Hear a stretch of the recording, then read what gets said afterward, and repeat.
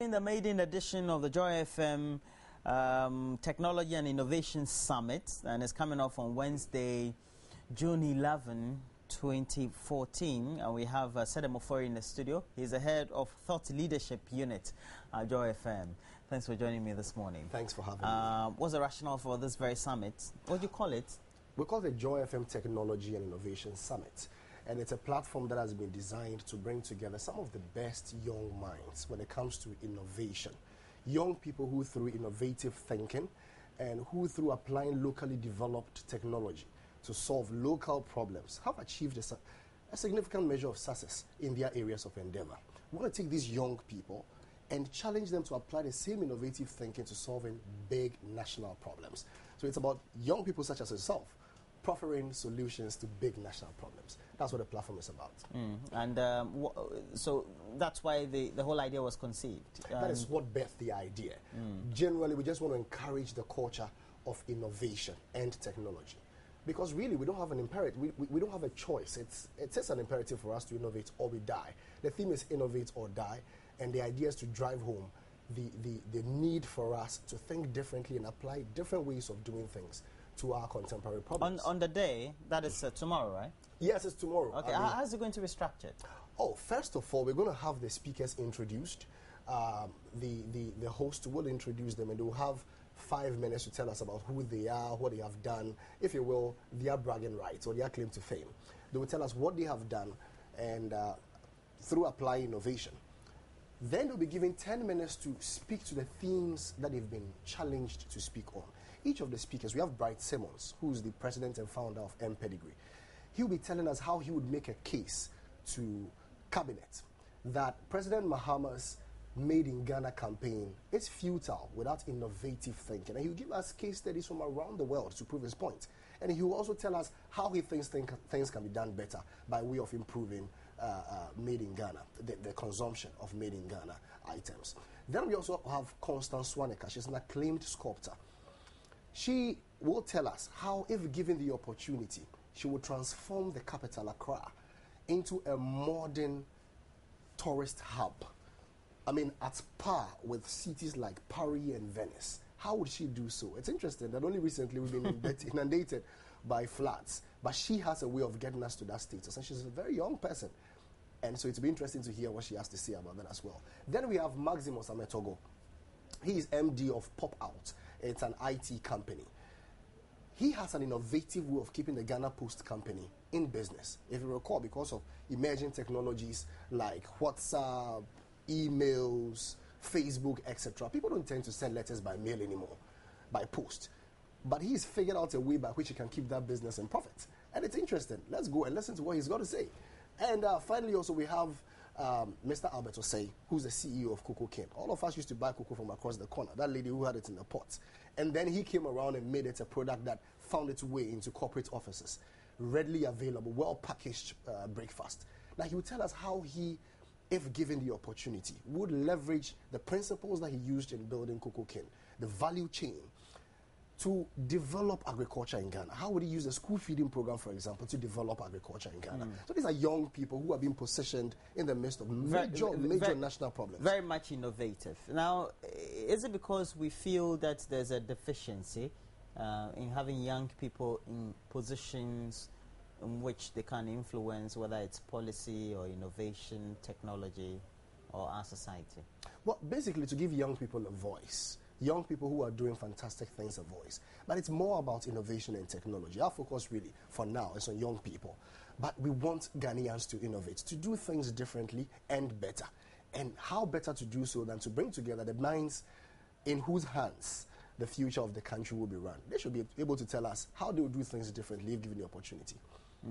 Okay, so at the end of the day, how would they be assessed? Or is just that they have a watching or a listening audience, so to speak? No, they would. So as I mentioned, they would have 10 minutes to make their case.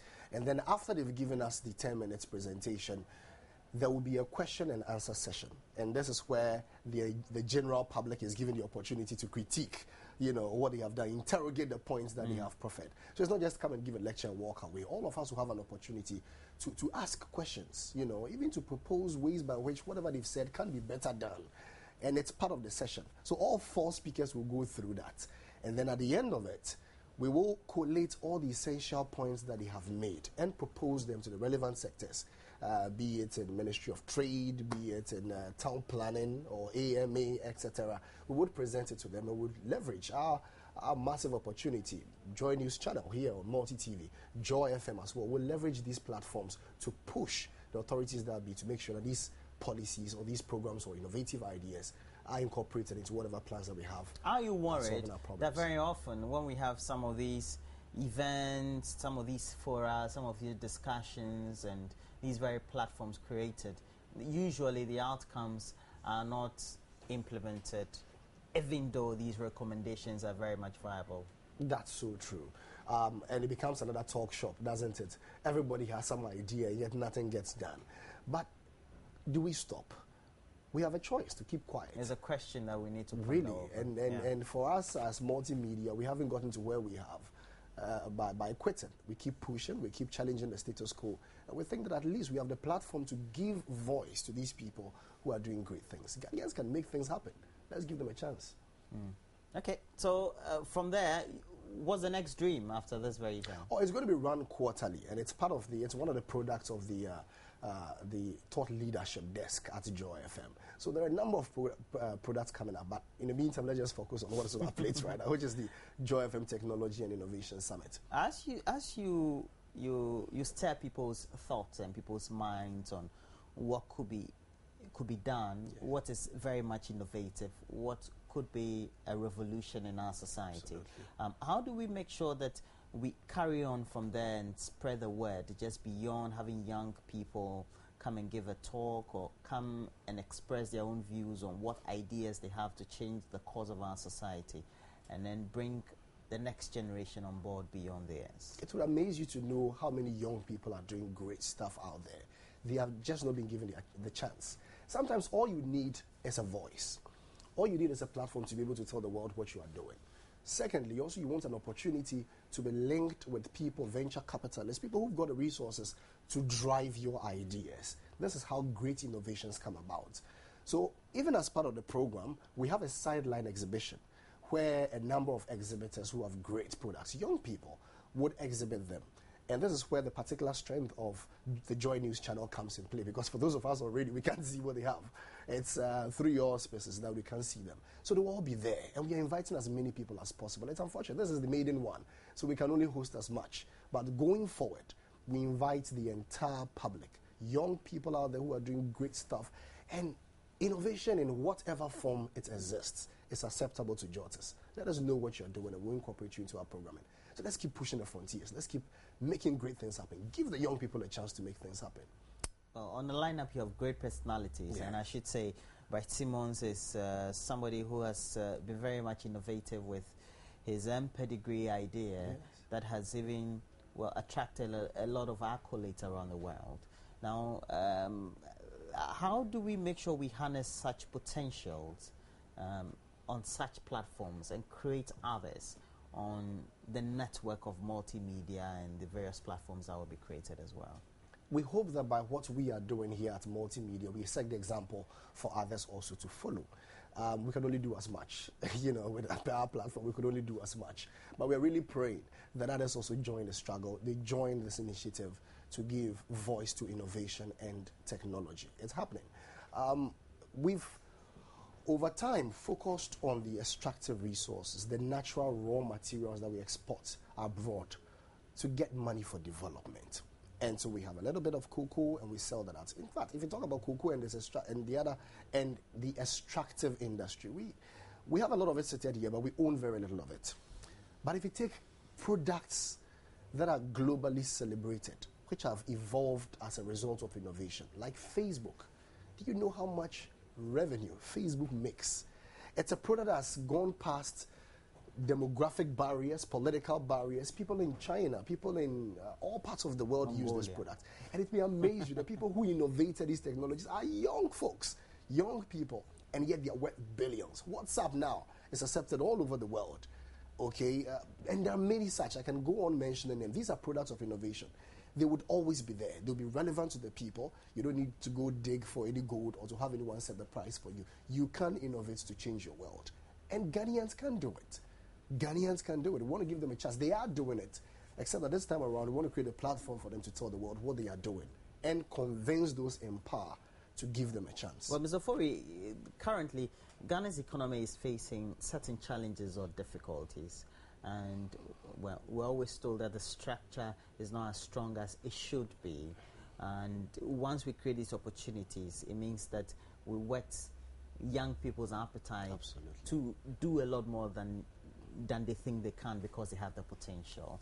By your own observation, do you think these very difficult, challenging times has been experienced in the current milieu of what the economy is experiencing could create the platform or opportunity for young people to take advantage of and spur on to do greater things? Yes, it does, and it also holds a potential for a mind revolution.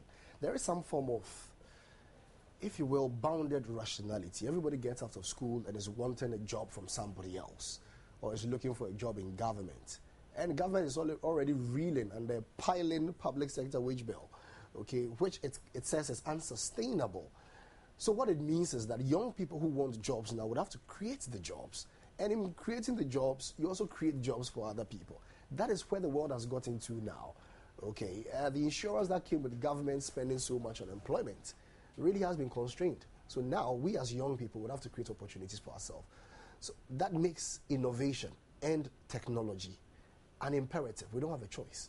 We would have to. It's a conversation we need to have almost every day. It's a shame we are doing it just on a quarterly basis, but we hope that by doing this, we inspire other people to carry the conversations into their offices, into their homes, and into every quarter of Ghana.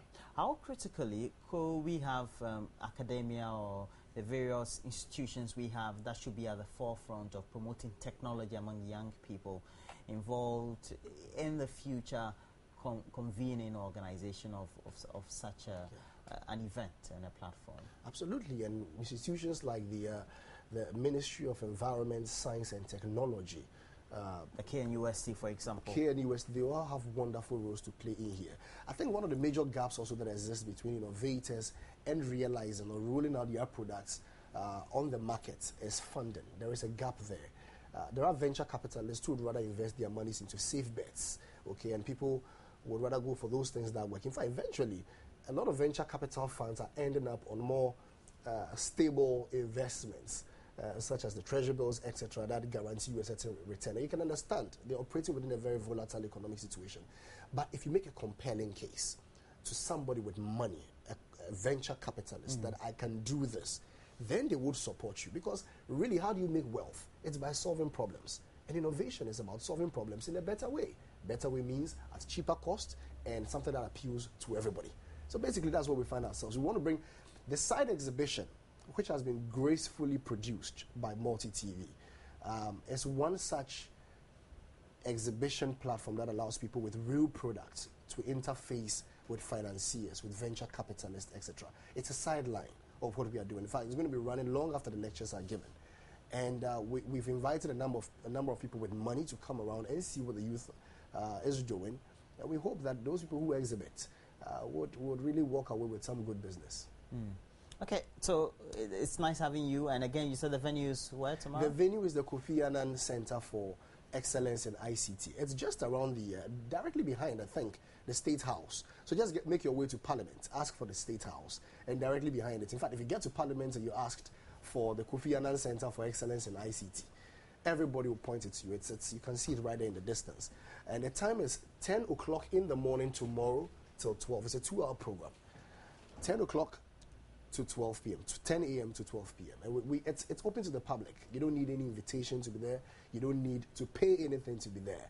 We are celebrating innovation, and we are calling on the general public, young and old, wherever you come from. Join us tomorrow at the Kofi Annan Center for Excellence in ICT from 10 a.m. in the morning to 12 p.m. and be a part of this groundbreaking. Will it be broadcast on air? Live? It would be live on your superstation Joy 99.7 FM and also on the Joy News channel of Multi-TV, this very platform.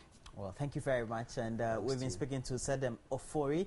He is the head of Thought Leadership Unit at Joy FM, and they're having the maiden edition of what they call the Technology and Innovation Summit. It's bringing together young people of sound mind, of great innovative ideas who are doing great things, not only for Ghana's economy, but also to change people's livelihoods, not only in Ghana, but the rest of Africa. Well, we're taking a break. We'll be right back.